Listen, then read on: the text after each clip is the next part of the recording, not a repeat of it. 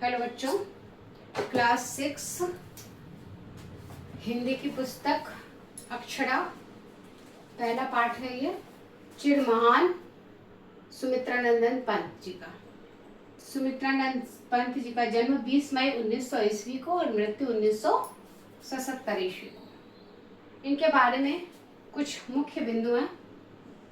प्रकृति के सुकुमार छायावादी कवि थे।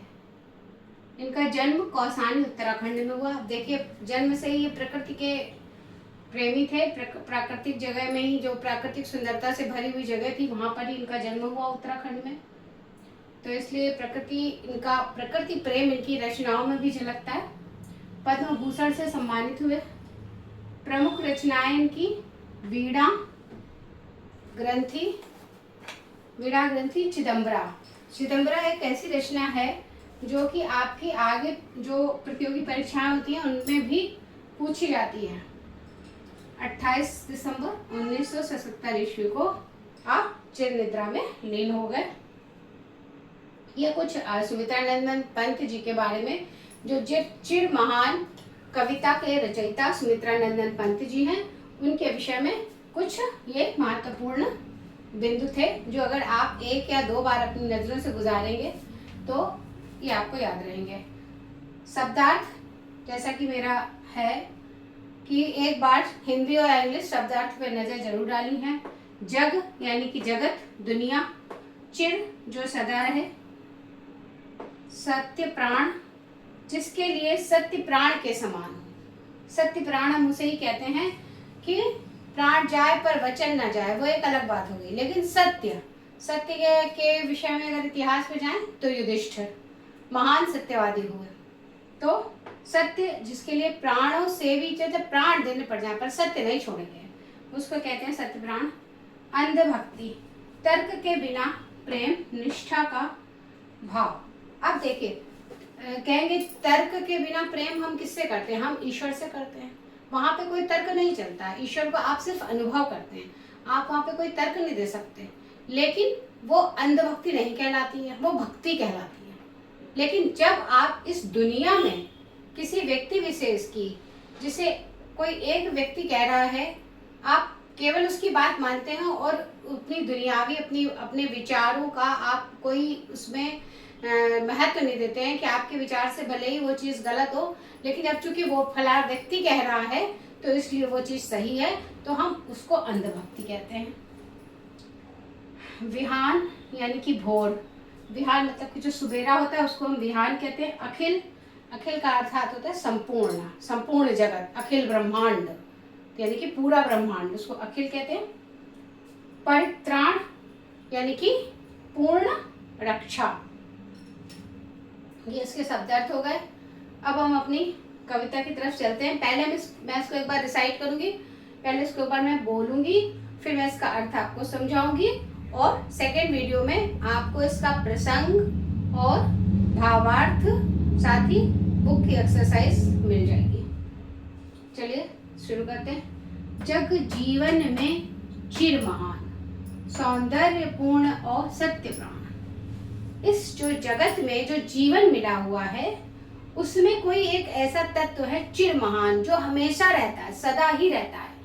सौंदर्यपूर्ण, वो जो मतलब अतीव सुंदर है, और सत्य प्राण है, जिसके लिए जो है सत्य जो है वो प्राणों से भी बढ़कर के है। ऐसा एक तत्व है, मैं उसका प्रेमी बनूं नाथ, जो हो मानव के हित समान। कवि की कल्पना देखिए आप कि इस जो दुनिया है, हम सबको मालूम है कि ये दुनिया जो है इसमें एक परम तत्व है, एक ईश्वरीय शक्ति है, जिसको अलग अलग लोगों ने अलग अलग नामों से पुकारा है।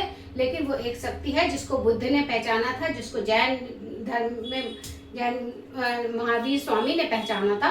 वो एक तत्व है, वो इस धरती पर नहीं है, लेकिन वो एक तत्व है जिससे हम सब जुड़े रहते हैं। उसी को जो है जो भक्ति भाव से कोई कुछ नाम देता है, कोई कुछ नाम देता है, लेकिन एक तत्व है जो हम सबके अंदर है, जिसे हम परमात्मा कहते हैं।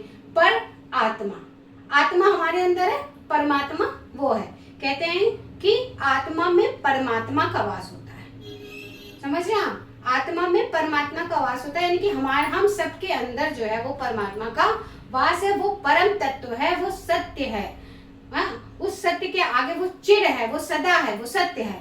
उसके आगे कुछ नहीं, उसके पीछे कुछ नहीं, उसके ऊपर कुछ नहीं, उसके नीचे कुछ नहीं, वो परम सत्य है। उस सत्य से प्रेम करने की बात यहाँ पर सुमित्रा नंदन पंत जी कह रहे हैं। जैसा कि मैंने वो बताया कि प्रकृति क्या है? ईश्वर। उस प्रकृति की प्रेम की बात कर रहे हैं। जब जीवन में चिरमहान, जो जगत में जो जीवन दिया है, वो जो चिरमहान शक्ति है, जो सदा ही रहने वाली है, जिसका न आदि है न अंत है, वो शक्ति सौंदर्य पूर्ण और सत्य प्राण, जो कि सौंदर्य से भरी हुई है और सत्य ही जिसके प्राण है, मैं उसका प्रेमी बनूं नाथ। हे प्रभु, मैं उसका ही प्रेमी बन जाऊं, अर्थात मैं उनका ही प्रेमी बन जाऊं, मैं आपका ही प्रेमी बन जाऊं, जो हो मानव के हित समान, और उसी में मानव का हित भी है। जिससे जीवन में मिले शक्ति, छूटे भय संशय अंध भक्ति। जिससे जीवन में मिले शक्ति। आपको किससे शक्ति मिलती है? हम रोज पूजा करते हैं अपने घर में, हमारे घरों में कहा जाता है कि मंदिर जाइए। क्यों जाइए? क्योंकि आत्मबल बढ़ता है। आप थोड़ी देर पूजा करके देखिए, आप थोड़ी देर मत पूजा करिए, मत तो कर्म कांड में फंसिए। आप आंख बंद करके 2 मिनट आप जिस भी ईश्वरीय शक्ति को मानते हो उसका ध्यान करिए। आपको निश्चय ही लगेगा कि आपके साथ कोई है, और आप जो है कभी भी डर भय उसी को नहीं होता है जिसको ये लगता है कि परमात्मा उसके साथ है। दूसरी चीज, जो सत्यवादी होगा, जो गलत काम नहीं करता होगा, वो कभी नहीं डरेगा, और ईश्वर सदैव उसके साथ रहते ही रहते हैं। इसी कारण जो है कवि यहाँ पे कह रहा है कि जिससे जीवन में मिले शक्ति, मैं उस परम सत्ता की आराधना करूं कि जिससे मिले मुझे शक्ति, उस परम सत्ता से मुझे शक्ति मिलेगी। छूटे भय संशय अंध भक्ति, भय छूट जाए, शंकाएं छूट जाए, अंध भक्ति छूट जाए।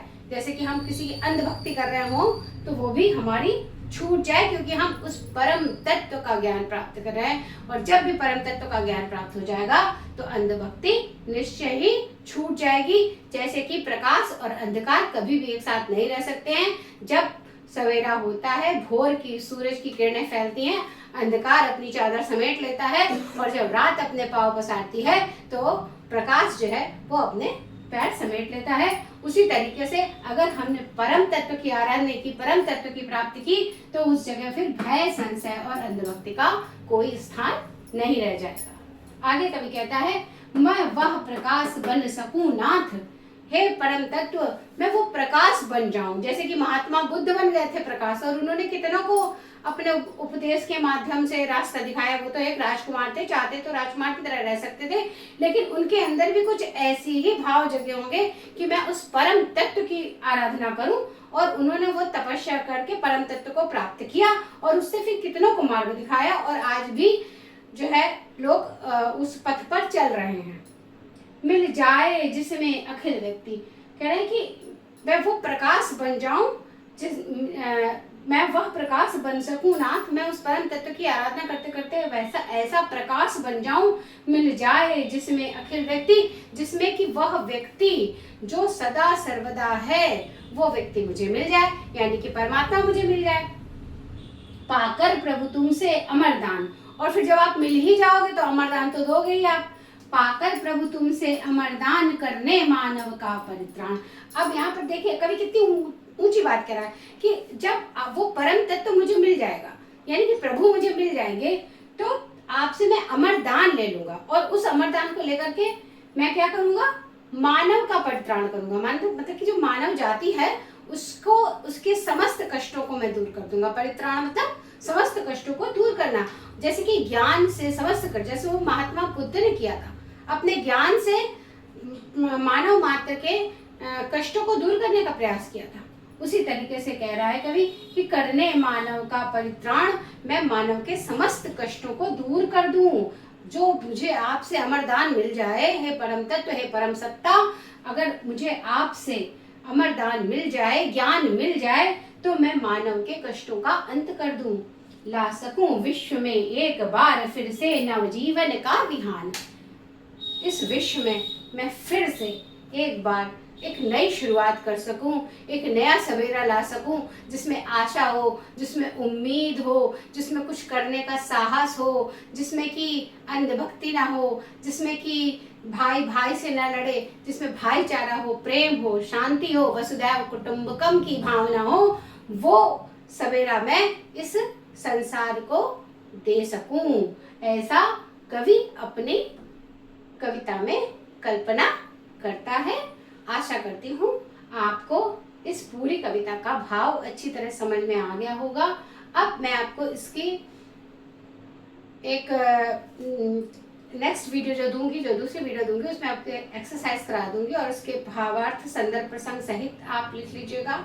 और एक जो क्वेश्चन है जो मैं हमेशा कराती हूँ, हिंदी हो या इंग्लिश हो, जो आपकी बैक एक्सरसाइज है उसका जो ये भाषा की बात होती है वो मैं ऑन बोर्ड ही कराना पसंद करती हूँ, तो वो आपको इसी वीडियो में समझा देती हूँ। ये देखिए, ये आपकी एक्सरसाइज है भाषा की बात। लैंग्वेज वर्क आपकी हिंदी हो या अंग्रेजी हो मस्ट है, जरूरी है, क्योंकि पाठ आपका यहाँ है, लेकिन जो भाषा है वो आपकी सब जगह है, मतलब कि आपको आगे भी ये काम देगी आगे की क्लासेस में।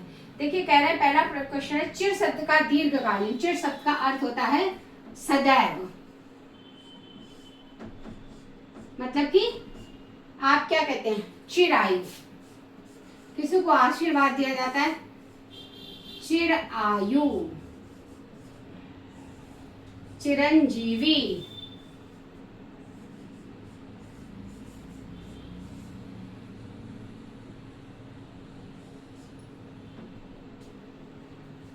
चिर नवीन,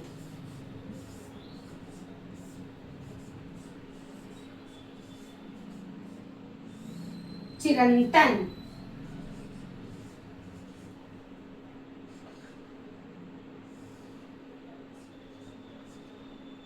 ये देखिए चिर से बनने वाले कुछ शब्द हैं जिनमें चिर लगा। चिर का अर्थ है सदा सर्वदा रहने वाला। नेक्स्ट देखिए, संज्ञा या सर्वनाम की विशेषता बताएं। विशेषता बताने वाले जो शब्द होते हैं वो विशेषण कहलाते हैं, और जिसकी विशेषता बताई जा रही है जिन शब्दों से, वो विशेष कहलाते हैं। अब बात आती है क्रिया विशेषण। क्रिया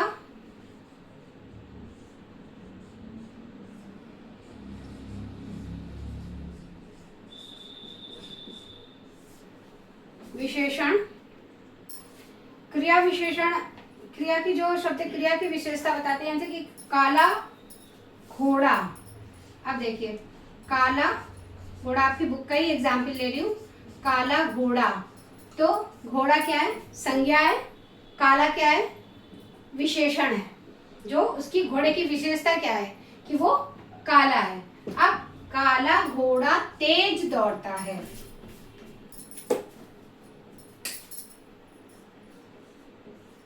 तेज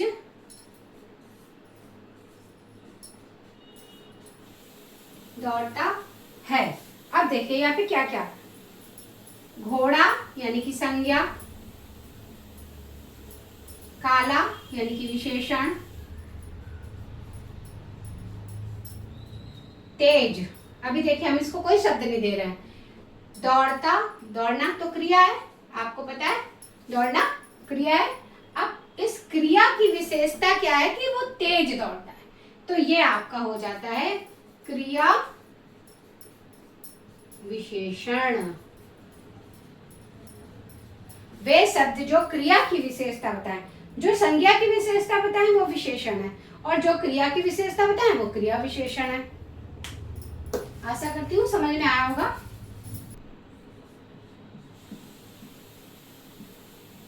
मोहन मेहनती लड़का है, वह अत्यंत परिश्रम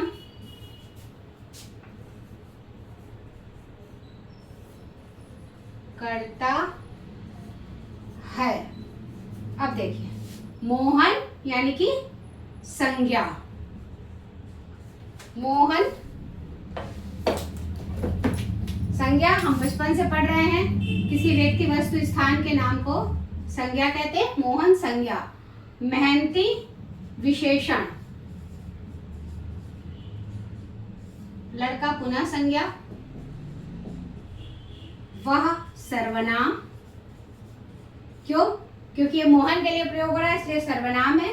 सर्वनाम की परिभाषा क्या होती है? वे शब्द जो संज्ञा के स्थान पर प्रयोग किए जाते हैं। अब देखिए क्रिया क्या है? परिश्रम। और कैसा परिश्रम? अत्यंत परिश्रम। तो ये आपका क्रिया विशेषण।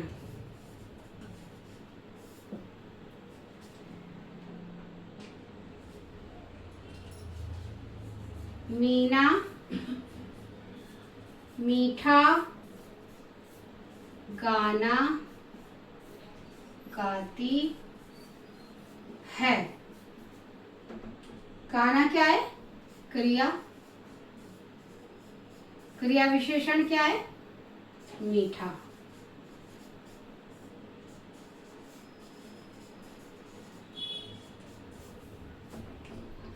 तो ये आपका लैंग्वेज वर्क हो गया, मुख्यतः जो विशेषण और क्रिया विशेषण पर है।